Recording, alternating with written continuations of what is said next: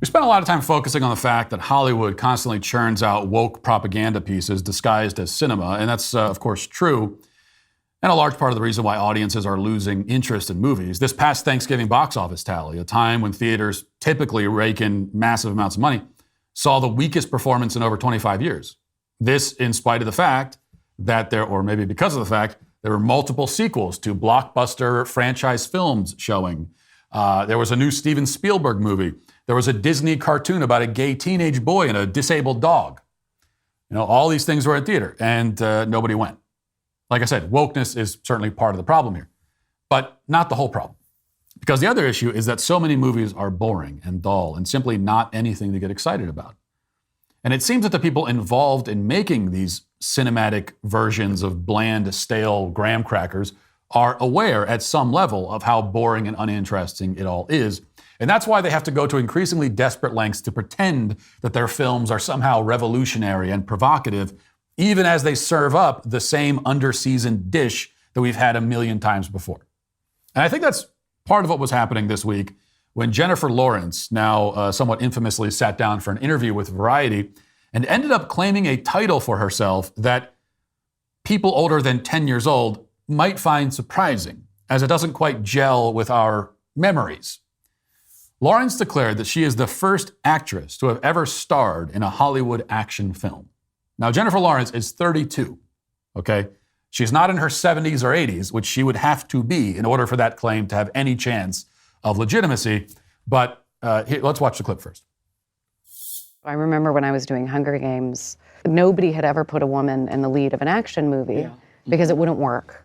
We were told girls and boys can both identify with a male lead, but boys cannot identify with a female lead. Oh, absolutely. And it just makes me so happy every single time I see a movie come out that just blows through every single one of those beliefs and proves that it is just a lie to keep certain people out of the movies, to keep certain people in the same positions that they've always been in. And it's just amazing to watch it happen and watch you at the helm. Yes, The Hunger Games, released in 2012, was the first action film with a female lead. Lawrence then noted that it was also a great honor to co-star in the Silver Linings Playbook so that she could get a front row seat to Robert De Niro's first film role. And she's especially humbled to realize that when she played Mystique in X-Men First Class, she was starring in the first superhero movie ever made. Truly a historic career in her own mind, if not in reality. Because in reality, of course, Sigourney Weaver exists, Linda Hamilton exists, Angelina Jolie exists. There have been many female action stars over the decades, going back to Carrie Fisher in Star Wars. Even before her, there were others. Jennifer Lawrence is not the first to do anything, nor the best. She didn't even come up with like a new way of doing something. She just followed a script that had long since been written, trying to pretend that she's breaking glass ceilings that have been laying in shards on the ground for decades. Glass ceilings that, in this case, we should note, never mattered much to begin with. Okay, the fact that there are more men starring in action films than women, who cares? It makes sense that most action stars are men, as men typically make more compelling and believable action stars. Typically. Okay, it's a lot harder to make a female action hero into anything but a silly cartoon. Sigourney Weaver pulled it off, which is why her performance is still remembered by everyone except Jennifer Lawrence, apparently. And yet more often it ends up being a kind of goofy girl power routine. Men can also see, a man, it's easier for a male actor to elevate goofy action plots and lend them a certain gravitas. Batman is an absolutely ridiculous concept, okay? It's just absurd. You got a guy who dresses up in a rubber costume as a bat running around. It's ridiculous. And yet every man in the role, except maybe George Clooney, has pulled it off with varying degrees of success. Meanwhile, there's never been a Batgirl that was anything but cringe on steroids. Because men are more natural for these roles, and generally speaking, they're just better at them. Don't be distracted by parties and presents this holiday season. Instead, join Hallow's most anticipated prayer challenge of the year, Pray 25. Led by cast members from The Chosen, the largest Christian streaming series in history, Pray 25 will guide you through meditation and prayer for 25 days leading up to Christmas. Pray 25 will help grow your understanding of mankind and develop a disciplined prayer habit during a season when discipline is put to the test. Hallow is the #1 Christian prayer app in the US and the #1 Catholic app in the world. Hallow helps me make prayer a priority, and with Pray 25, it can do the same for you.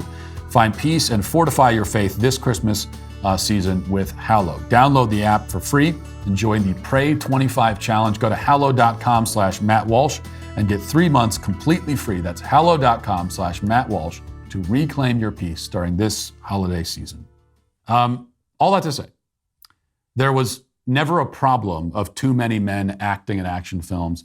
There were more men than women acting in them up until recently now, because now you can't have a white male lead for anything.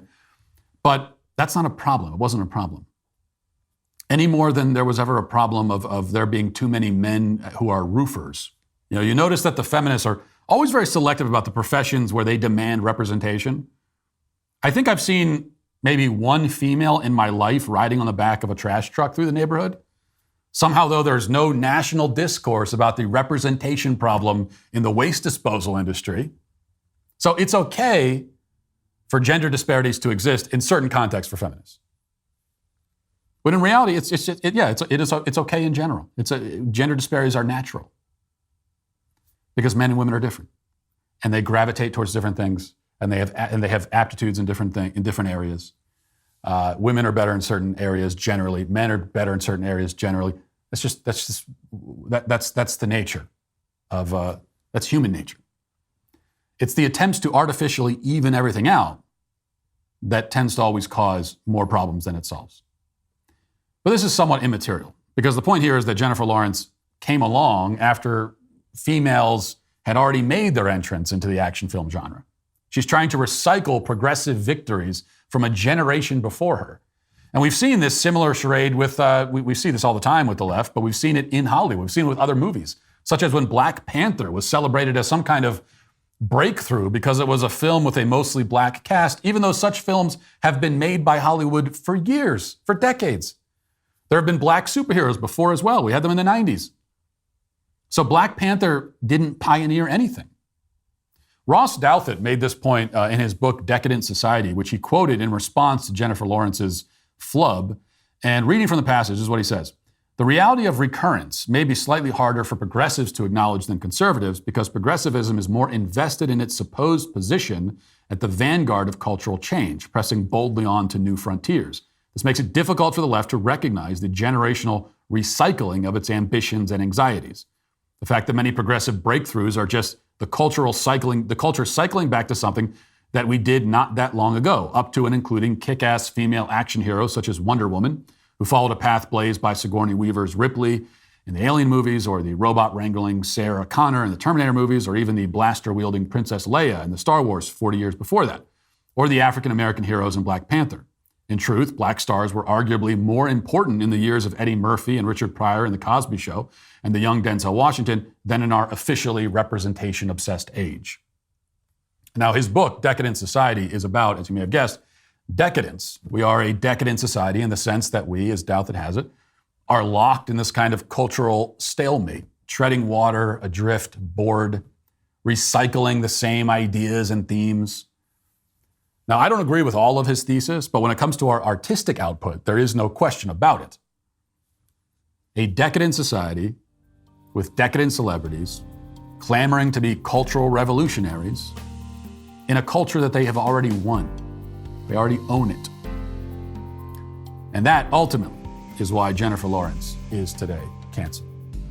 Well, I hope you enjoyed that clip from the Matt Walsh Show. If you did, be sure to subscribe to this YouTube channel and click the notification button to get more content like this. If you want to watch or listen to the full show, head to dailywire.com and subscribe today. You can also listen to my podcast on Spotify, Apple Podcasts, or wherever you get your podcasts.